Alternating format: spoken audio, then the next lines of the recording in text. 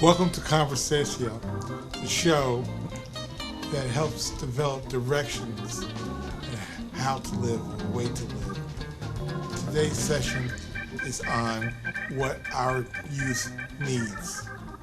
We have as a guest here Mr. Geroge Cruz, who is the founder and director of the Bright Futures Youth Center here in Hartford.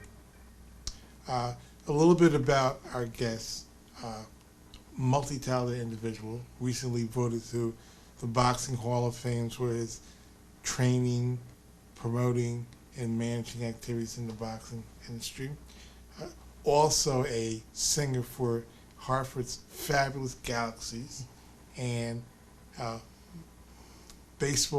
professional baseball aspirant in his youth. Good morning, George. Good morning, Prince. How are you? Fine. I was very interested in having you here today because I think that the work that you're doing at your center, Bright Futures Youth Center, is exceptional. And what I would like to get a feel for is what do you think the youth of today needs? I personally think that like everybody could use a course in etiquette, just manners and whatnot. I think that's the most principal thing, but what do you feel, given your expertise, our youth needs today? I think we need better role models and more activities, more youth centers. We've gotten away from all that. Just in this city alone, you can't find a bowling alley, you can't find a roller skating rink, and the list goes on and on of activities that at one time were there for families and kids. And, kids need a place to go, things to do, and, people that they can look up to. I know that your center has a wide variety of programming for both men and women, boys and girls, but the emphasis is on boxing. Well, we try to put the emphasis on boxing and karate because those are programs that no one else has. Everybody has tutoring or computer training, but who has boxing and who has karate? And those are two sports that basically are part of life. In other words, you look at the sport. Let's take boxing, okay? Boxing, when you get in the ring, we teach a young man or a young woman that you can't quit. No matter how hard it gets, you can't quit. We don't allow quitters in our gym. And what happens is that goes down, through their life. In other words, like if they learn not to be a quitter, then when they get married and things get tough, they don't quit on their marriage. When their job gets tough, they don't quit on their job. They don't quit on life, because things do get tough, at one point or another. I was thinking that was exactly what I wanted to hear. I was stuck with the word indomitable.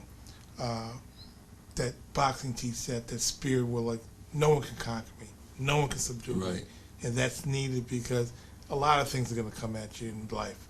So the old adage about sports brings out character. Okay, sports brings out character, but it seems like boxing brings out a certain spirit. And not only that, but it teaches you how to be respectful, how to get along with others, because you got to be able to do that when you're in the gym. You got to be able to get along with others, because sooner or later you're going to need one of them to help you spar or whatever. You got to learn to take orders, follow direction from your trainer. So all these things have to do with life, because in life, listen, there's another thing too that's important. In life, there's a lot of, I should say head games, but yeah, there's head games. People, but if you believe that you can do something and you put it in your mind that you can do it, then you're going to do it. By hook or by crook, you're going to do it. One time I was in a fight and I thought, either this guy's going to die or I'm going to die, but it's not going to be me. And I didn't quit, and I won the fight because the other guy quit. And he was the champ, you know what I mean?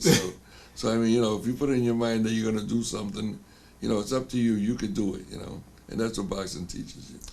Do you find that there could be lessons learned by the parents of our youth, just looking at the position of a trainer, what the trainer does in the development of his boxer?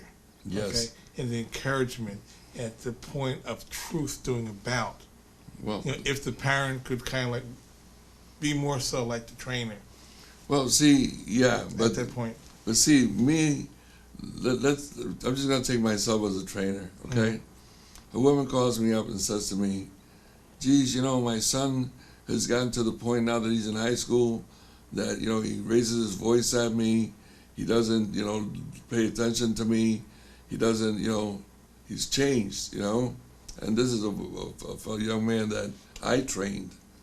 And I says, what time does he get home from school? She says, well, he usually walks through the door around 3 o'clock.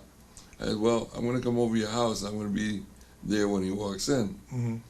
So I go to her house and, she tells me a little bit of what's going on, how he talks to her, he raises his voice and is defiant and so forth. So anyway, he comes in, he sees me first saying, oh, hi, Mr. Cruz, how are you? Jeez, what a surprise this is, blah, blah, blah. Yeah. So we sit down, I says, how you doing? He says, okay. I says, let me ask you a question. I said, when I tell you to do something in the gym, do you talk back to me? Do you sass me? He says, oh, no, never, never. I says, I'm going to ask you another question. I says, have you ever disrespected me? He says, no. I says, do I put food on your table? He says, what do you mean? I says, do I pay for the food that goes on, into your body? Do I put, He says, no, my mom does. I says, do I provide a place for you to live? He says, no. I says, who does? He says, my mom does. I says, I could go on and on of all the things your mom does. Now, your mom does all these things. I don't do that for you. How come you disrespect her, and you don't disrespect me? Why? That woman there would die for you. Mm-hmm. That's your mother. You disrespect her, and you don't disrespect me. Isn't there something wrong there? And he had tears coming out of his eyes. Well put, well put.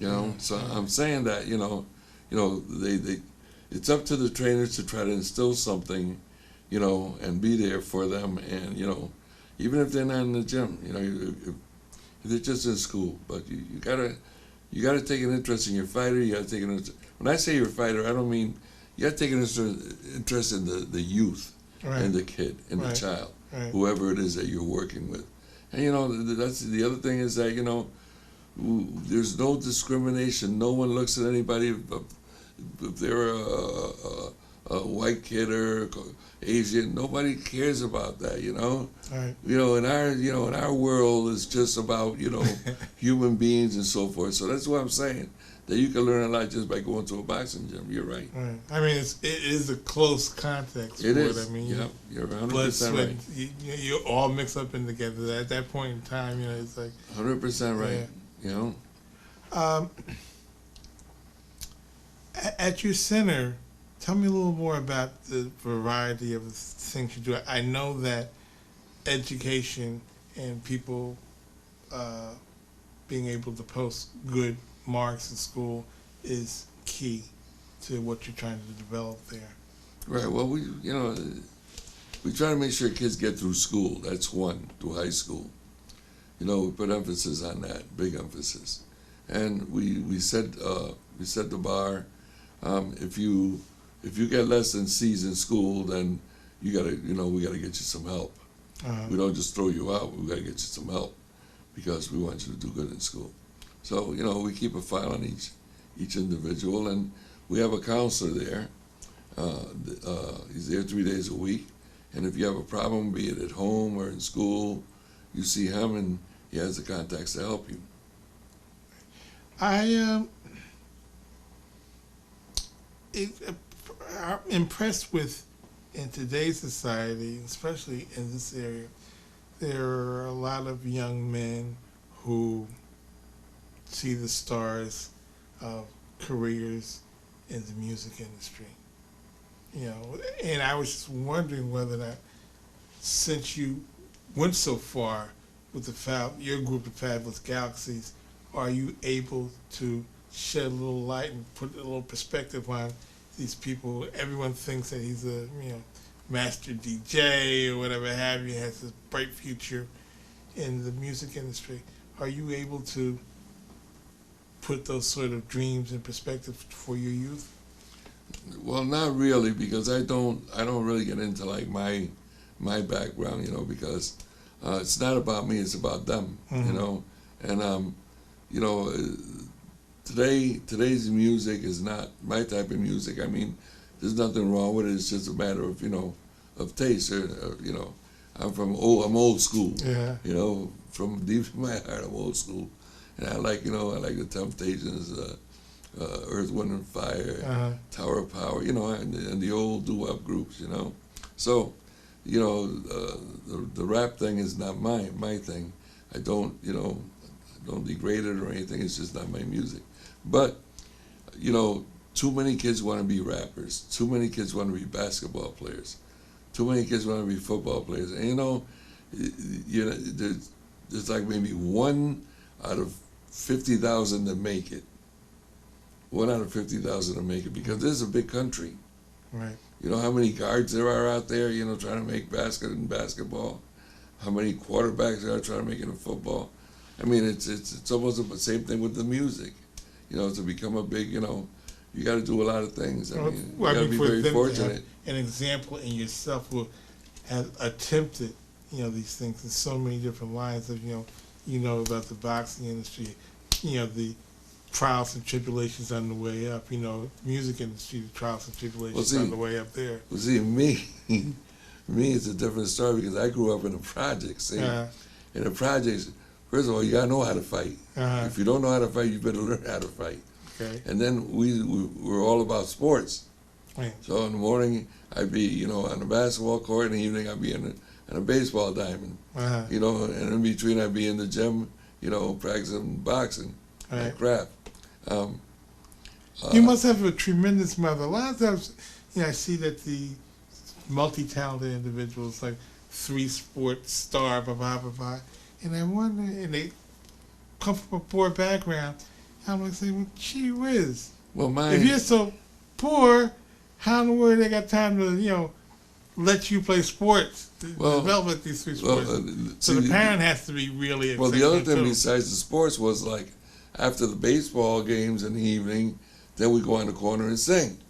So, our day was full, Now, I have a very, God rest her soul, very remarkable mother, because we came here, right, well, we came here from Puerto Rico when I was like 3-4 years old, and my mother had 5 kids. We had no father, and she didn't know how to speak English yet.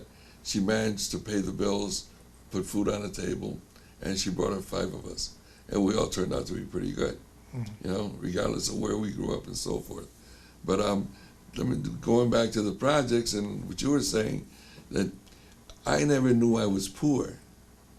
I mean, I used to have holes in my shoes and, holes in my pants and whatever, but I never knew I was poor, because everybody else had the same thing. You know what I mean? And no one was, and we just, I found out that I was poor when I went to high school. That's how long it took for me to find out I was poor. I was poor, yeah. But I enjoyed my childhood. I wouldn't trade it for the world. Well, given the time that you were brought up in the mid-'60s, we'll say, little 50s in there, was this have any exposure to gangs? Were there gangs, per se, in Hartford? No, there was nothing. There was nothing like that. I can't believe a lot of things that happened. Well, I compare our state and our city to the rest of the country, and I can't believe that our city was such a nice city and at a good time in the 50s, when everybody got along. There were, you can look back and see that no one never talked about gangs. Drugs weren't allowed, and a lot of things were good. The country was thriving, and things have changed. They've gone all the way around from real good to real bad. Well, also positive, for your ethnicity, the Puerto Rican it's a pretty good place for Puerto Ricans here if you have a little Well, ambition see, about it. here, let me say this. Your mayor. Well, let me say this to you, okay?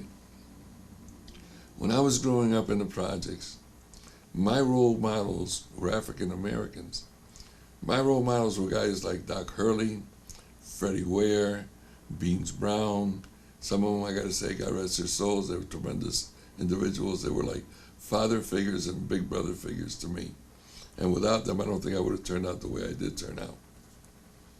So that says a lot for how, we used to get along and Right. how we looked at one another. Right, right. Well, that's the only way for minorities to go to, Right. gather strength from, one another. Let's get back to your organization. Your organization, Bright Futures, at one time you were known as San Juan Center. Right. Okay, so in all, your experience with that organization has been like how many years? Been like about 22 years. Let me give you a little insight. I used to have a muffler shop, and I used to have a gym in the projects, and I used to train a young fellow there named Ricky, and Ricky was like he was like a son to me. Mm-hmm. He was, he had problems at home because his mother was a junkie, pardon the language. Anyway, what happened was I sold my shop and I moved to Rhode Island by the ocean, and I was going to just take it easy. And I left Ricky behind, and what happened was he got shot in the head, back of the head, and he got killed because he was at the wrong place at the wrong time, talking to a girl that he shouldn't have been talking to because supposedly she was a gang member's girlfriend. Mm-hmm. And he was jealous and he shot him. So I pondered that for a while, and I said, you know what, I'm going to go back to Hartford and see if I can work with kids. That way this kid's death is not in vain. Right. So I did what I had to do and came back. And I started over here at a place called San Juan Center. I walked in there, a friend of mine, Bill Ortiz was the director then, and he says, George, I got the big space in the back, but it's a bunch loaded with garbage and stuff. He says, you can use it, but A work in progress. yeah, so I looked at it and I said, someday we'll be able to have shows in here and, have a big youth center here. I envisioned. So I rolled my sleeves up and I went out in neighborhoods, started getting help, so forth, started doing this, that, and we called it San Juan Center Sports. And then after about 15 years, a lot of people started thinking that it was just a Hispanic organization, and I didn't like that, because we cater to all kids. Doesn't make a difference who you are, and so we call it Bright Futures because a lot of kids come in here, the futures are bright. If they're not, then we're going to try to make them bright. So that's why we changed it to Bright Futures, and today it is what it is. You've been there. It's it's a very big organization, and we service maybe in the neighborhood of 300 kids a year. When you talk Bright Futures, there's going to be an evening of Bright Futures coming up this November. I believe it's November 17th. It's a fundraiser for your organization. I believe that it's going to be held at the Ukrainian Club that's in Wethersfield Avenue in Hartford. How are you looking forward for that? Well, let's say this. November is a big month for me for a lot of reasons. It's my birthday. It's my first grandson. How old you be, George? Well, I'll turn 29 now. No, it's my birthday that month, and it's my first grandson's birthday that month. Mm-hmm. And I'm being inducted into the Hall of Fame, Connecticut Hall of Fame, Boxing Hall of Fame that month. And we have the fundraiser for the center that month, so it's a very busy month. Right. Yeah. Rewarding. Yeah, it is. Your whole career has been rewarding, I would gather.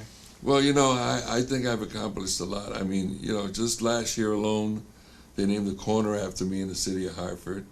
Get your own corner? I have my own corner, Geroge Cruz. Where you can kind of hang out and sing no, dulcet tones, right? Well, they got the street sign there that says Geroge Cruz Corner with a little pair of boxing gloves on the side.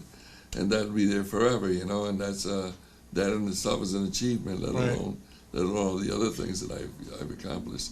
And listen, I've lived a full life, and I'm proud of what I've done and what I've accomplished. Right. So, again, the theme of the show, your recipe for what the kids need. A little bit of what, a little bit of this, that. What do our youth really need? Well, I think that we need to give them some kind of hope, that you can do this and you can be that, but you can't do this and get there and do that.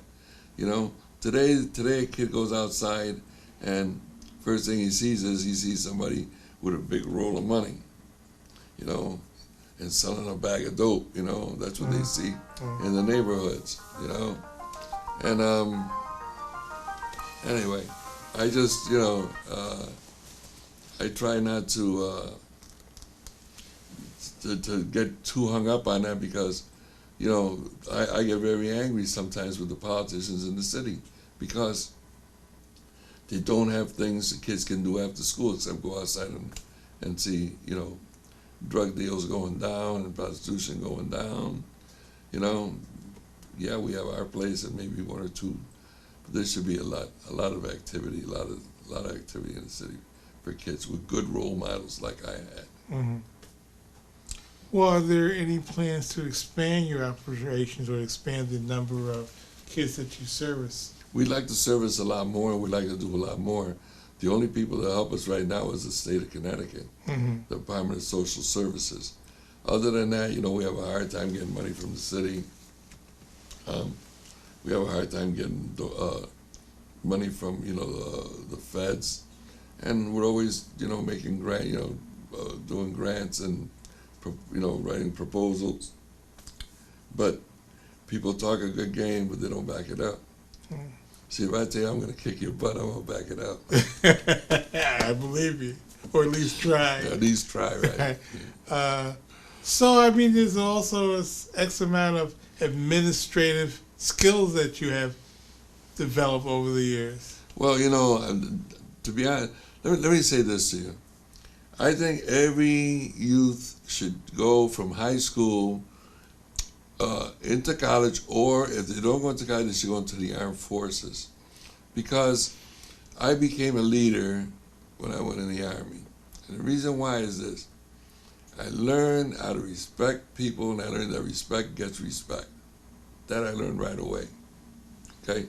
I learned how to be a clean individual because I have to shine my shoes, wash my clothes, and I have to, look presentable, and I have to, make sure that my appearance and so forth is such.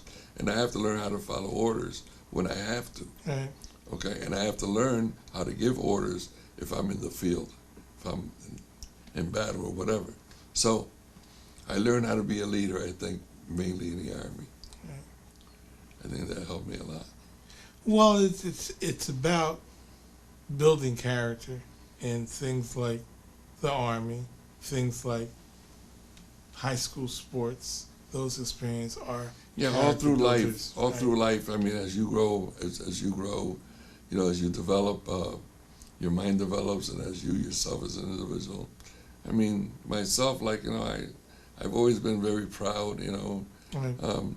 I used to fight a lot because I didn't like being called the spick, and there weren't that many Puerto Ricans in the city at that time, and people, like to make fun and so forth. And I used to think I got to be better than them and show them that they're not better than me.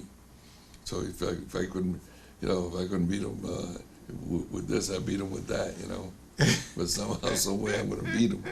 Yeah, sounds a lot like myself, but my experience was that we had a boys club. We were in a small Italian-American suburb in New Jersey, but we had our own little boys club, Ryan Henry Perry's Boys Club, and we were taught boxing, and each one of us at one time had took a turn being the president of the organization and sat with the bigger board on occasion and whatnot. So it's, we were developed, and it's that sort of effort, just like George is speaking about. is needed, and it's more. So there has to be more youth centers, more youth programs, teaching people that type of lesson that's learned by boxers, to have the spirit that they're not going to lose, regardless of, the competition and, the odds against them, that, you persist and persist, until you prevail. Well, like I said before, my mother came here with 5 kids and we all excelled. My brother Amato was principal of Hartford High School for like about 25 years. So he worked with youth. He was up to his ears and worked with kids, especially the young male and female in high school. But he accomplished a lot also. I mean, we all, like I said, we all did, but we all work with kids. Right. So it's a persistent family. We give something back. With family values. Yeah, it's not just. It's also like you try to point out to the kids that you can't just take. You got to give something back too.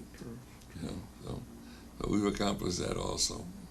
Yeah, and like I said, it's been a lot of hard work, but I have had a lot of help in building that center. Right. Through different sponsors, different individuals that said, George, I'm going to help you.